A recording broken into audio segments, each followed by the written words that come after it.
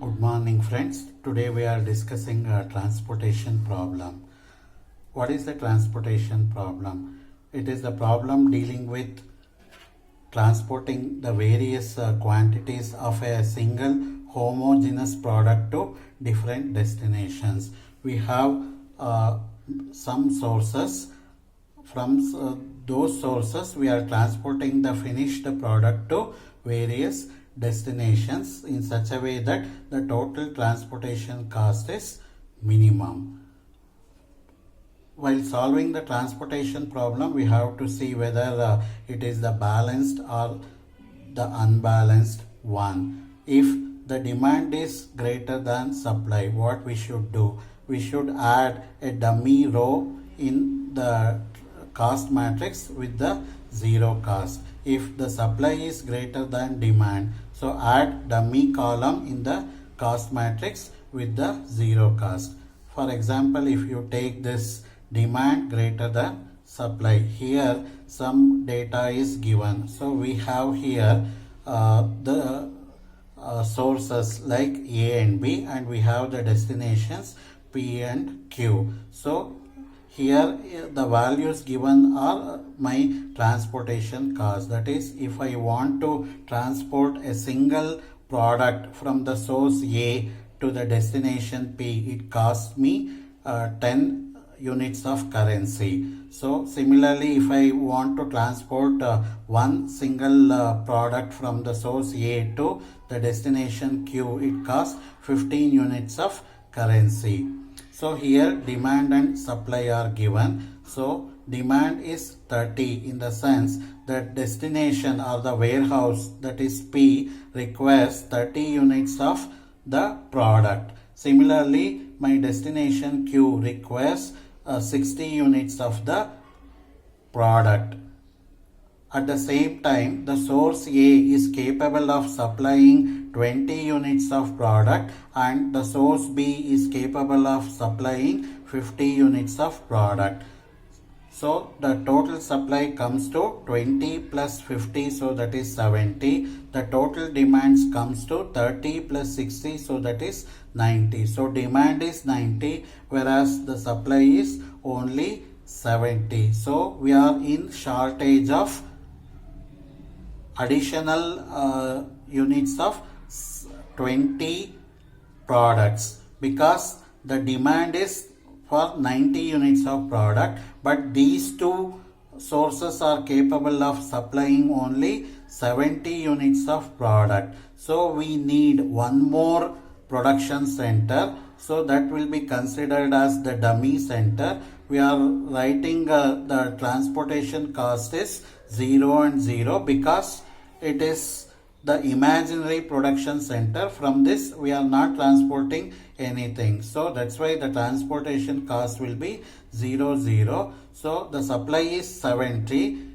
but the demand is 90, so the difference of 90 and 70, so that is 20. So with this dummy production center, so I am imagining that 20 units of product will be supplied. So totally the supply becomes 90 and demand is also 90. So this given unbalanced transportation problem is converted to the balanced one. Similarly, if you take the example of supply greater than the demand, for example, if you take this particular data given here, the supply is 30 plus 60, so that is 90. So demand, so here the destination P requires only 20 units and this destination Q requires only 50 units of finished product. So total it is 20 plus 50, so that is 70. So to make this balanced one, we are creating an additional showroom. So that is the dummy showroom. So we are inserting a dummy column here. So with the transportation cost 0 and 0, so that the difference of this 90 and 70, so that is 20. So demand, so 20 units of product demand is created with this dummy column. So 20 plus 50 plus 20, so it becomes 90. Here this is 30 plus 60, 90. So First, we have to check whether the given problem is balanced one or not. If it is unbalanced, as in the case of demand greater than supply or supply greater than demand, we have to create a dummy row or dummy column as required. So now how to solve the transportation problem now? So the first method what we are taking is northwest corner method. So this is the data given here. So you are required to find out what is the total transportation cost that should be minimum. First, I have to check whether the given problem is the balanced transportation problem or not. So demand is 21 plus 25 plus 19, so that is 65, and supply is 20 plus 18 plus 17, so that is also 65. So writing 65 here. So demand is also 65, supply is also 65. As the name suggests, northwest corner. So in the given matrix, always the first element is in the northwest corner element. If you take the four directions, so that is north, south, east and west. So northwest means always the first element in the matrix. So the northwest corner element is 7, so assign to 8. How to do the assignment? If you take 7, so the corresponding row is having the supply of 20 and the demand is 21. That means this production center P1 is capable of supplying 20 units, and the demand required for this warehouse W1 is 21. So demand is 21 and supply is 20. So take the lesser of 20 and 21. So 20 finished products from the production center P1 or the plant P1 is supplied to the warehouse V1. So 20 units of finished products are supplied to warehouse 1. So there will be no more finished products available in the production center P1. So get rid of that particular row. If you coming to the demand, out of 21 units of demand, already 20 units are supplied. So demand is the remaining demand is 1. So we are writing that. So we have already getting rid of the first row. So the reduced matrix is now 5, 7, 3, 4, 5, 8. Now, so coming to once again the northwest corner element. So that is 5 here. That is the first element. You take the corresponding row and the corresponding column. So the supply. So there are 28 units of finished products are available, but the requirement or the demand is only 1. So assign that 1 to this northwest corner element, that is 5. So now getting rid of this particular column. So out of 28 units, 1 unit is supplied. So the remaining units available here is 28 minus 1. So that is 27. Since this column is we have removed, now the reduced table is only 7358. 7358, and we have 25 and 19 as the demand and supply as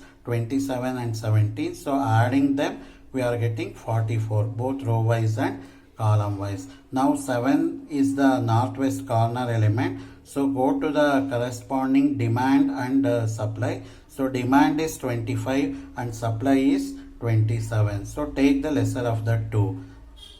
So 25 is lesser, that is the required number of products is only 25, but available products are 27. So we are assigning 25 to that. So get rid of that particular column. Out of 27 stocks, so we have supplied 25. So the left out quantities are only 2. Now the reduced table is 3, 8, and we have 2 and 17. So here we have 19. Then the northwest corner element is 3. So take the corresponding supply and corresponding demand. So the supply is 2 and the demand is 19. Since there are only 2 units that can be supplied, so you assign that 2 here, and out of 19 units requirement, only 2 units are supplied. So still I have the requirement of 19 minus 2, so that is 17 more. Then for the last matrix is left out with only the cost value of 8 with 17 and 17. Now number of rows m is equal to 3 in the given problem, P1, P2, P3, and number of columns, that is W1, W2, W3, n is equal to 3. So total allocations must be equal to m plus n minus 1. So m is 3, n is 3 minus 1. So total number of allocations must be 5. So here we have made one assignment, then we have made one assignment here, then one assignment here, then one assignment here, and then finally we have one more assignment here. So totally 5 number of allocations. The total transportation cost is now, okay, to transport 1 unit of product, it cost me 7 rupees. To transport 20 units of products, it cost me 20 into 7. Similarly, 5 into 1, then 7 into 25, so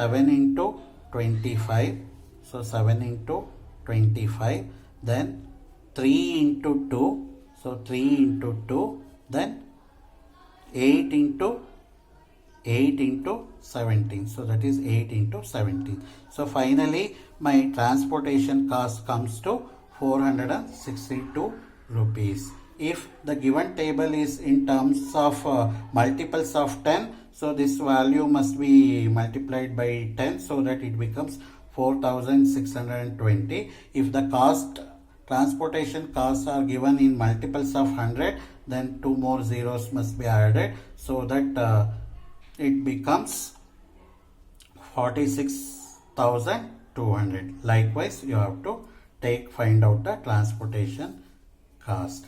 Thank you.